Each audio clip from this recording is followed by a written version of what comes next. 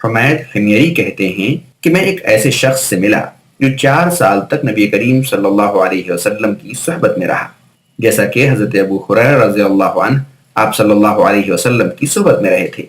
انہوں نے کہا کہ رسول اللہ صلی اللہ علیہ وسلم نے منع فرمایا ہے کہ عورت مرد کے یا مرد عورت کے بچے ہوئے پانی سے غسل کرے۔ مسدود نے اضافہ بیان کیا کہ دونوں اکٹھے ہی باری باری چلو لیں۔ اس حدیث پر غور کریں، اس میں وضاحت ہے کہ یہ جو چلو بار بار اکٹھے لینے کا معاملہ ہے، یہ دراصل اختلاط کو روکنے کے لیے اس روایت میں یہ بات کہی گئی ہے۔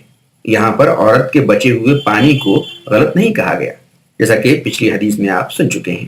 بہرحال ابو داؤد حدیث نمبر 81، یہ حدیث صحیح ہے، یہ حدیث نسائی میں بھی ہے۔ اس حدیث کا نمبر نسائی میں حدیث نمبر 239 ہے۔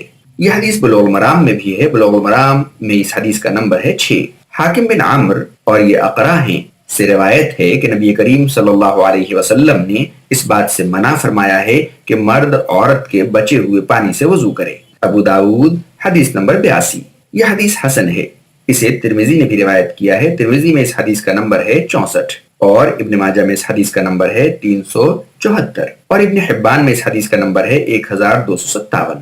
فائدہ، یہ بات نہیں یا رخصت سے پہلے کی ہے یا احتیاط پر محمول ہے۔ تاہم کتاب العلل ترمذی میں ہے کہ امام بخاری نے حکم بن عمرو اقرا کی حدیث کو ضعیف قرار دیا ہے، اور صحیح تر وہی ہے جو پچھلے باب میں مذکور ہوا کہ عورت مرد ایک دوسرے کے استعمال شدہ یعنی بچے ہوئے پانی سے وضو اور غسل کر سکتے ہیں۔